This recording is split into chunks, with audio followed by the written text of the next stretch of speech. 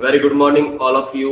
आज एक्सेल की इस क्लास में हम बात करने वाले हैं सिक्योरिटी और प्रोटेक्शन से संबंधित ऑप्शंस के ऊपर। एक्सेल के अंदर कई सारे ऐसे ऑप्शन होते हैं जो आपकी डेटा को सिक्योर और एक्सटर्नल यूजर से प्रोटेक्ट कर सकते हैं। एक एक करके हम सारे ऑप्शंस पर आज हम बात करने वाले हैं। इस शीट में मैंने क्या किया है, एक अलग से शीट क्रिएट किया और उसमें जो आज मैं ऑप्शन पढ़ाने वाला हूँ वो ऑप्शन कहाँ मिलते हैं, उनके कैसे उपयोग में लेते हैं, ये हम इन 8 ऑप्शंस के बारे में पढ़ने वाले हैं।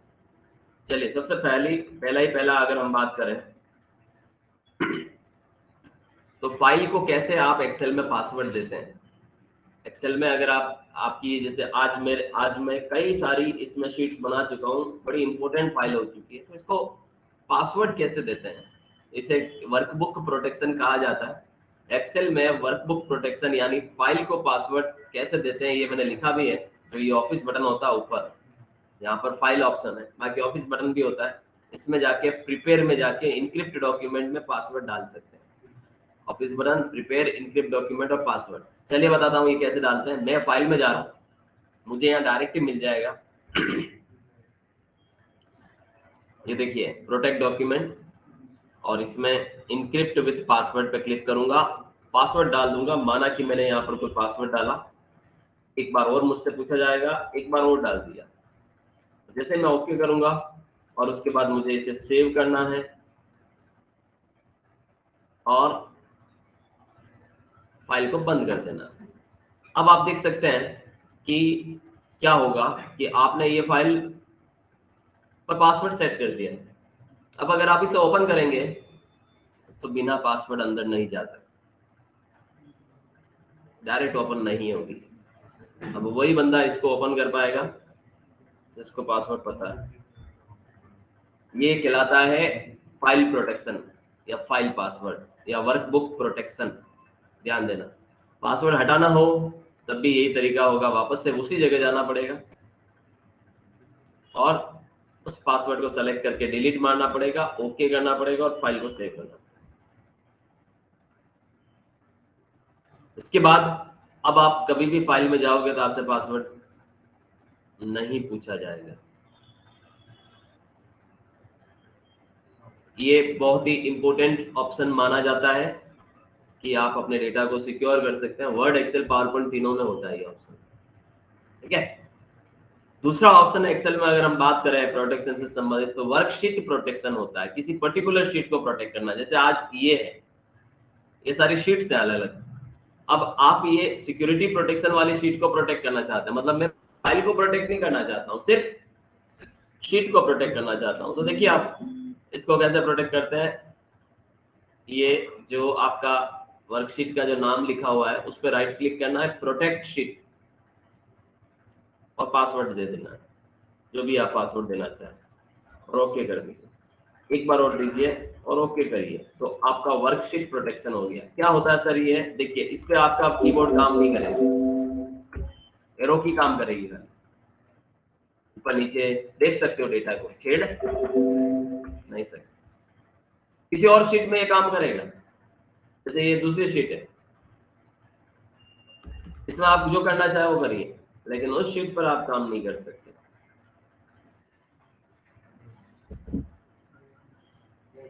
इसे कहते हैं वर्कशीट प्रोटेक्शन, याद रखिएगा। ठीक है। अब अनप्रोटेक्ट कैसे करेंगे हम वापस से। अब मान लो मैंने वर्कशीट को क्या कर दिया, प्रोटेक्ट कर दिया, वापस से मैं अनप्रोटेक्ट कैसे करूंगा, देखिएगा।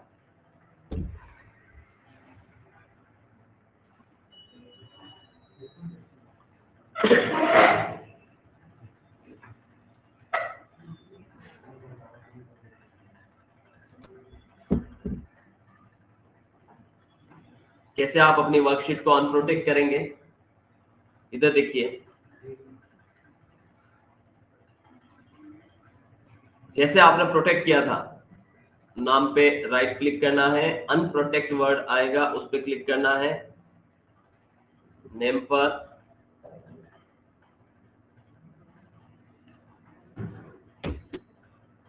राइट क्लिक,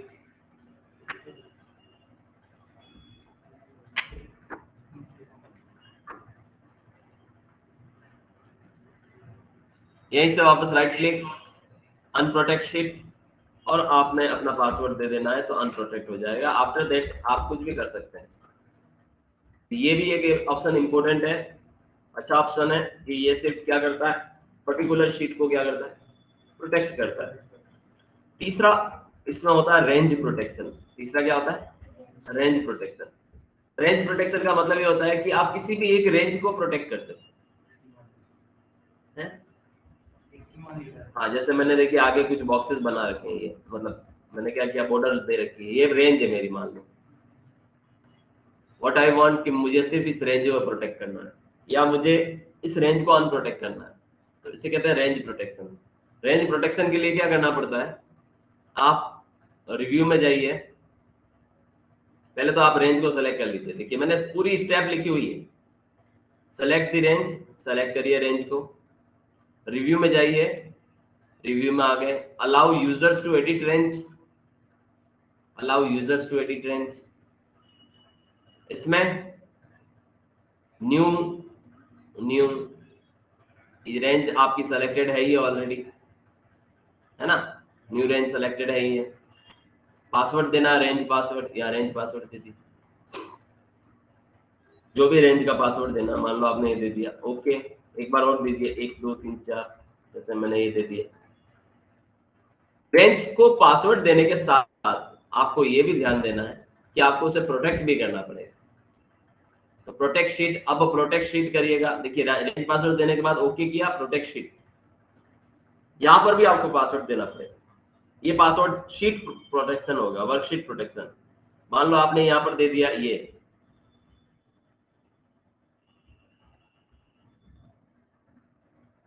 और अब आप सेव कर दो। अब क्या होगा, शीट पूरी प्रोटेक्ट है, शीट पे कुछ नहीं कर पाओगे काम आप, इस शीट पे कुछ भी काम नहीं कर पाओगे क्योंकि वर्कशीट प्रोटेक्शन डाला है, लेकिन रेंज प्रोटेक्शन भी डाला हुआ है। लेकिन रेंज प्रोटेक्शन को आप रेंज पासवर्ड से क्या कर सकते हो, अनप्रोटेक्ट कर सकते हो। जैसे आपने यहाँ रेंज पासवर्ड दे दिया, ओके कर दिया,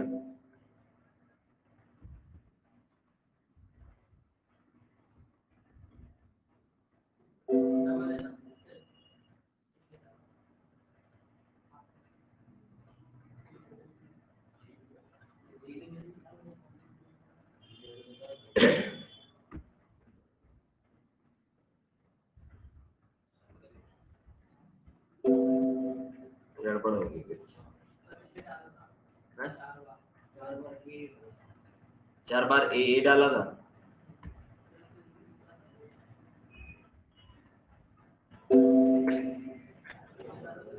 कोई बात नहीं।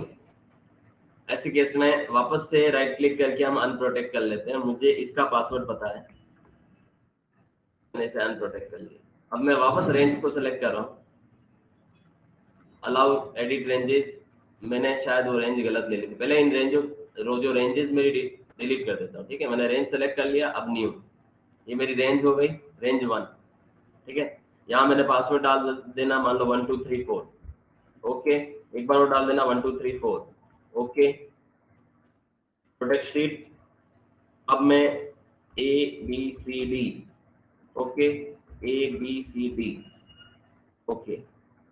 अब आप देखिए ये यहाँ ABCD तो इसका पासवर्ड है वर्कशीट का, और रेंज का पासवर्ड है 1 2 3 4, और ओके करते ही ये रेंज ओपन हो गई। अब आप इस रेंज में कुछ भी काम करिए, रेंज में कोई भी काम कर सकते, रेंज के बाहर नहीं कर सकते।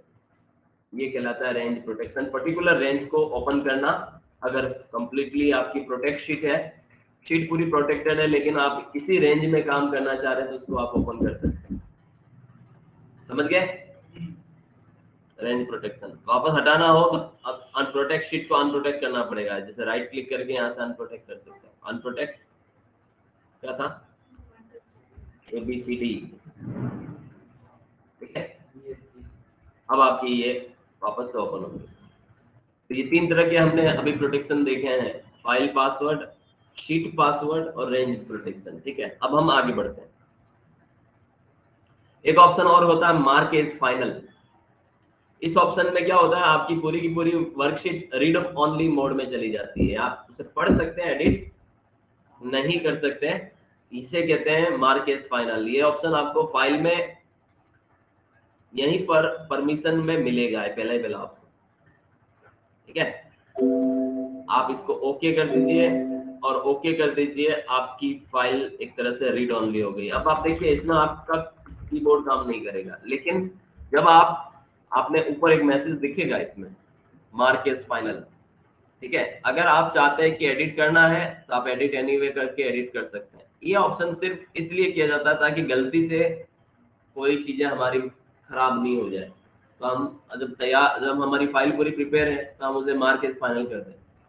जब कभी एडिट करना हो तो यहाँ से एडिट करके आप एडिट मोड में ला सकते हैं। ठीक है, तो ये रीड ओनली मोड में लेके जाता है फाइल। एक ऑप्शन होता है ट्रैक चेंजेस, ये हमने वर्ड में भी देखा था। ट्रैक चेंजेस क्या करता है, अगर आपने ट्रैक चेंजेस को ऑन कर दिया तो जैसे एक्सेल में ट्रैक चेंजेस कैसे काम करेगा बताता हूँ। जैसे रिव्यू के अंदर ट्रैक चेंजेस ऑप्शन नजर आएगा आपको, ये रहा, इसको हाईलाइट चेंजेस कर दो आप और ओके कर दो, ये इसको क्लिक करो और ओके कर दो। अब ट्रैक चेंजेस क्या काम करेगा, आप कहीं पर भी कुछ भी बदलाव करोगे वो ऑटोमेटिक उसको इस तरह से देखो बॉर्डर में लेके ऊपर एक ब्लू कलर का निशान सा आ जाएगा, और यहाँ पर जब आप उस पर कर्सर रखोगे तो बताएगा कि ये चेंजेस इतनी तारीख को इस व्यक्ति द्वारा किए गए और ये किया गया है। कुछ चीज हटाओगे ना, जैसे ये डिलीट भी मारोगे तो भी आ जाएगा वहां पे, और बताया जाएगा कि ये एडमिन द्वारा 5 तारीख को 10:34 पर इसको ब्लैंक किया गया है। इसमें ये फॉर्मूला लगा हुआ था F40 जिसको इन्होंने ब्लैंक कर दिया। तो ये ट्रैक चेंजेस का कमाल है। अब ट्रैक चेंजेस अगर आपने, ये देखिए ट्रैक चेंजेस क्या कर रहा है, चेंजेस को हाईलाइट कर रहा है। अब वापस से रिव्यू में जाके आप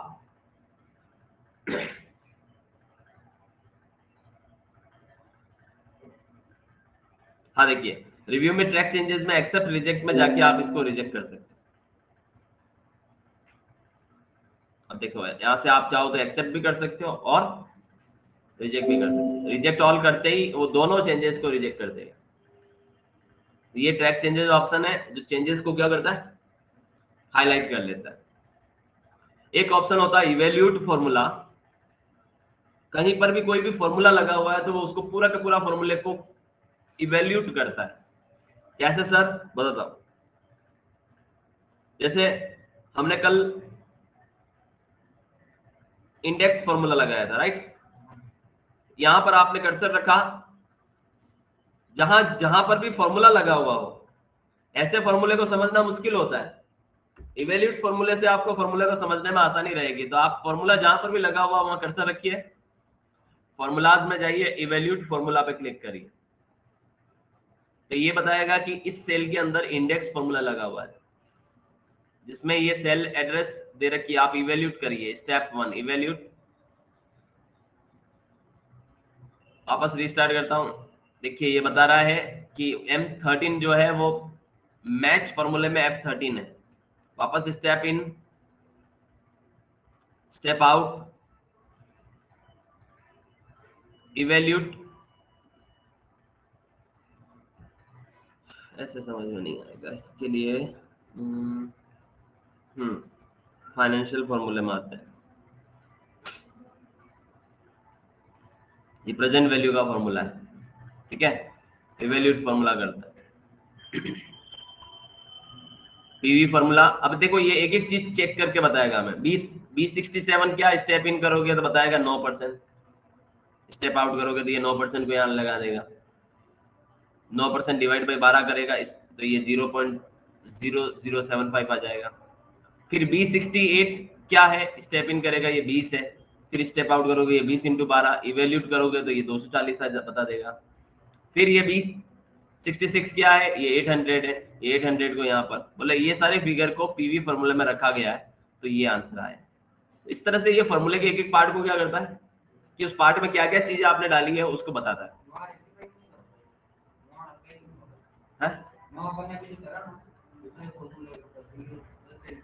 वहां पर भी वो कर रहा था, पर वो उसको समझना थोड़ा सा मुश्किल हो रहा था, क्योंकि उसमें क्या कर रहा था, ये देखो इवेल्यूट फॉर्मूला में क्या कर रहा था, इसमें जिसके आगे डॉलर लगा रखा उसको तो वो बता ही नहीं रहा है, उसको तो उसने इग्नोर मार दिया। खाली M13, तो M13 का मतलब ये होता है कि मैच फॉर्मूले का F13। फिर जैसे आपने स्टेप इन किया तो इस मैच फॉर्मूले का F13 ये कलर ये टेबलेट है। फिर आपने स्टेप आउट किया तो इस टेबलेट को यहाँ पर इसने ला दिया, फिर स्टेप आउट किया तो इसको यहाँ ला दिया कि इसका वैल्यू ये है, और बस इसका रिजल्ट ये आया। इस तरह से काम एक ही है। फॉर्मूले को वो अंदर अंदर से कंटेंट को निकालेगा कि वो फॉर्मूले में जो आपने चीज दिया वो कहाँ से लेके आया। ये सो इवैल्यूएट फॉर्मूला बेसिकली आपको कोई भी फॉर्मूले में जो आपने पूरा फॉर्मूला लिखा हुआ है उसको इवैल्यूएट करके बताता है। इसे फॉर्मूला ऑडिटिंग भी कहते हैं। क्या कहते हैं? Formula auditing. अच्छा, एक और ऑप्शन बड़ा ही धमाकेदार है, ट्रेस प्रेसिडेंट और ट्रेस डिपेंडेंट। ये ऑप्शन फॉर्मूलाज में ही होता है। ये रहा ट्रेस प्रेसिडेंट और ट्रेस डिपेंडेंट। अब देखिए यहाँ पर मैंने बहुत सारे उदयपुर लिखे हुए हैं। आप मुझे बताइए कि इसमें से एक ओरिजिनल है, बाकी सारे डुप्लीकेट है। बताओ कौन सा ओरिजिनल कौन सा डुप्लीकेट?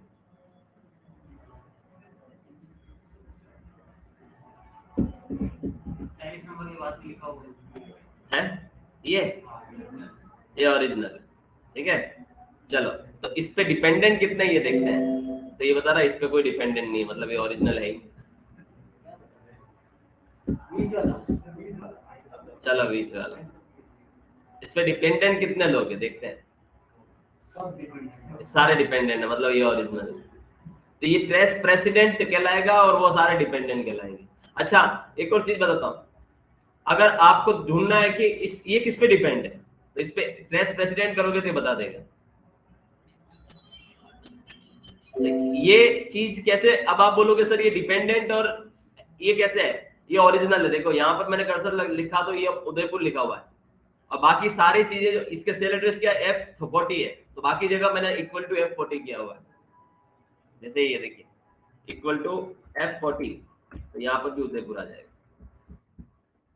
ये ऐसा इसलिए आ रहा है क्योंकि वो ट्रैक चेंजेस को आप बंद करना भूल गए हैं।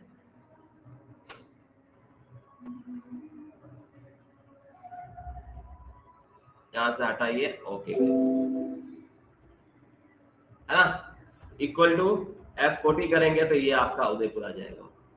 तो ये डिपेंडेंट और प्रेसिडेंट को बताता है ये ऑप्शन। हालांकि इसका यूज यहाँ पर कुछ नहीं है, पर हो सकता है काम आ जाए, क्योंकि कई बार क्या होता है कि एक जैसी चीजें बहुत दिख रही है, हमें पता ही नहीं पड़ रहा है कि ये चीज कहाँ से आई है, तो हम इससे ढूंढ सकते हैं वो चीज कहाँ से आई।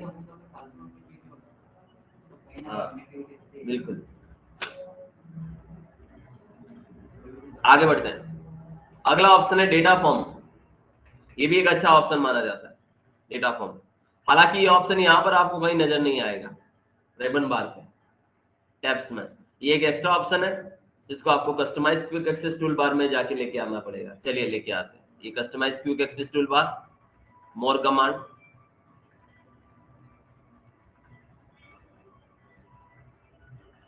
फॉर्म ढूंढना पड़ेगा। ऑल कमांड लिखिए आप यहां से, F फॉर्म एड, ओके ये आ गया फॉर्म। वो लिया ना जैसे नया ऑप्शन वो जब हम ले रहे थे तो उसमें ऐड किया तो नहीं हो, जैसे कि अभी की थोड़ी दिन पहले कोई क्लास इसके अंदर ऐड करना था डेवलपर तो नहीं होता। ऐसा हो ही नहीं सकता है, जब जो चाहे वो ले सकते। ये देखो मैंने ऐड कर रहा हूँ, ये आगे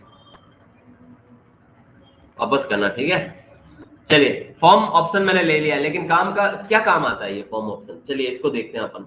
इसको देखने के लिए हम क्या करते हैं, इसी और शीट पे चलते हैं, ऐसी शीट पे चलते हैं जिसमें इसकी उपयोग मैं आपको बताता हूँ।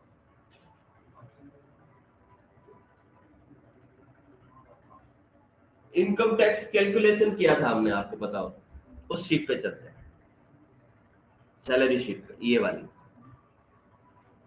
इस शीट पे आपको एक चीज खास बताता हूँ। इस चीज में इस शीट पे हमने क्या किया था, हमने कुछ लाइनें यहाँ इंसर्ट करा देता हूँ ना, डेटा फॉर्म सीख रहे हैं ना। ये इस शीट में हमने एम्प्लॉय का कोड, उसका नाम, उसका डिपार्टमेंट और उसकी बेसिक सैलरी लिखी थी। आगे की चीजें ऑटोमेटिक फॉर्मूले से कैलकुलेट की थी, बाकी चीजें सारी फॉर्मूले से कैलकुलेट की, खाली ये 4 चीजें हमने क्या की थी, मैन्युअली लिखी। मैं ये चाहता हूं कि ये 10 डेटा ही है, मान लो अब मेरी कंपनी में अगले महीने 3 जने और बढ़ गए, तो या तो मैं उन 3 जनों का डेटा मैन्युअली डालूं और यहाँ से पकड़ पकड़ के इनको क्या करूं, ड्रैग करूं, या फिर तरीका मुझे बदलना है तो मेरे को डेटा फॉर्म काम में आएगा, यानी डेटा को मैं फॉर्म की तरह इंसर्ट करूंगा। कैसे कराऊंगा देखिएगा ध्यान से। इस शीट में आपको ये 4 बेसिक डेटा है, इसको सेलेक्ट करना, लास्ट लाइन को, और एक एक्स्ट्रा लाइन को सेलेक्ट करना। ठीक है, क्या किया मैंने, लास्ट डेटा को सेलेक्ट किया है, चारों को जिसको मैन्युअली डालना है, और एक और एक्स्ट्रा लाइन सेलेक्ट कर दी और डेटा फॉर्म पे क्लिक कर दिया। ओके, अब देखिए न्यू डेटा। ठीक है, वो 10 नंबर की जगह अब आपका अगला एम्प्लॉय 11वां नंबर,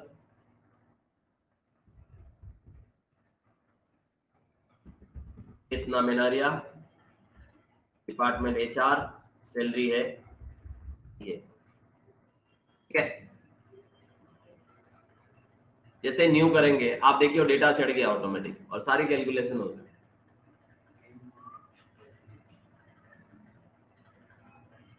बारवा इक्वल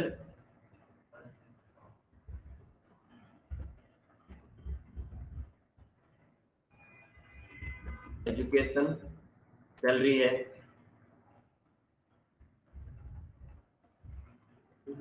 जैसे आप न्यू करोगे ये डेट देखिए, डेटा वो भी चढ़ गया, सारी कैलकुलेशन होगी, देखो नीचे की तरफ ऐड होता हुआ दिख रहा है। फिर E13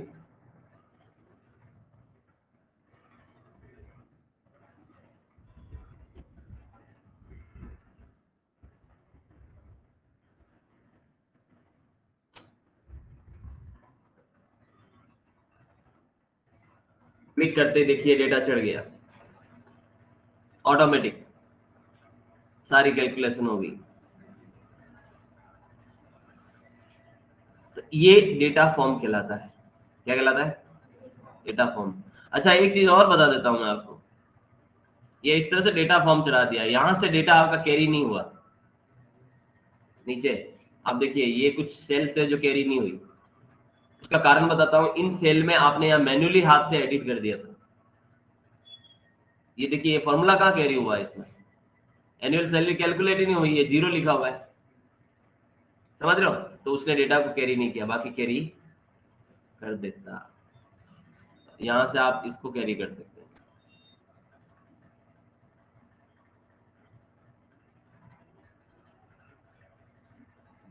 this is called data form, very very useful option. अगर आपको ऑलरेडी कोई डेटा है और वहां पर आपको और डेटाबेस को कंटिन्यू करना है, कैरी करना है, तो आप इसको कर सकते हैं। और अब आपको खाली बॉर्डर देने की जरूरत है और कुछ करने की जरूरत नहीं। हालांकि ये कैरी हो जाता क्योंकि आपने मैन्युअली वहां हाथ से क्या कर रखा था, एडिट कर रखा था, फॉर्मूला होता तो वो कंटिन्यू कर देता डेटा, है ना। ये कुछ ऑप्शंस हैं जो मैंने आज की इस क्लास में आपको बताए हैं, 8 ऑप्शंस की आप प्रैक्टिस करिएगा। आज के लिए इतना काफी, थैंक यू सो मच।